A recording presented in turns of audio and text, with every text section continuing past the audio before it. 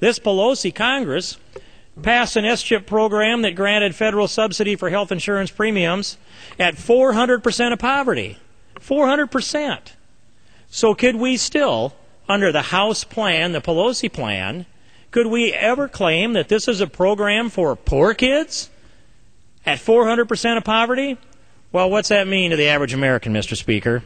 I don't know, but I live in middle America, and we're pretty much an average state for income and an average state for population, and we have got a few things that are above average. I have to confess, if pressed, I can give you a long list. But 400% of poverty, promoted and passed off this floor by the Pelosi Congress, is $103,250 for a family of four. That's what this Congress was determined to put out here to the American people. That's what this Congress passed over to the Senate and said, it's for the kids. It's for the poor kids. In fact, it was for the poor kids up to $103,250 in income for a family of four. Now, this debate hasn't been about for the kids, or shouldn't it? I mean, this subject, this policy, isn't about for the kids, and it isn't really even any longer about the poor kids. It's about the argument that they're not saying, which is, are we going to lay the cornerstone for socialized medicine or are we not?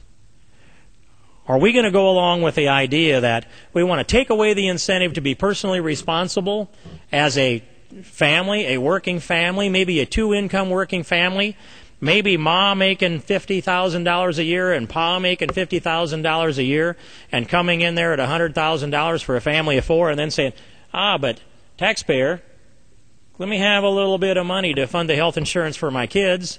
Even if the employer is providing that policy and it's part of the employment package, this program that was pushed by the majority in this Congress would take 2 million kids off of their own private health insurance that was funded by the labor of their parents, whether it's a direct check written to purchase the health insurance or whether it is the employment package that's there.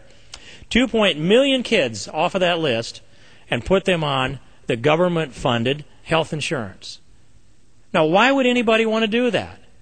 Why would anybody that believed in this great gift of freedom that we have, why would anybody step in here and say, I don't want you to have that kind of personal responsibility. We don't need that kind of independence in America. We don't need that kind of character. We don't need that kind of work ethic. We want to take that away from you. We want you to be dependent upon these other taxpayers over here, because somehow the nanny state can do a better job than you can do at taking care of your own kids, your own family, your own well-being. That's the psychology. And it has a certain amount of contempt for those working people that have the pride and the dignity to take care of themselves.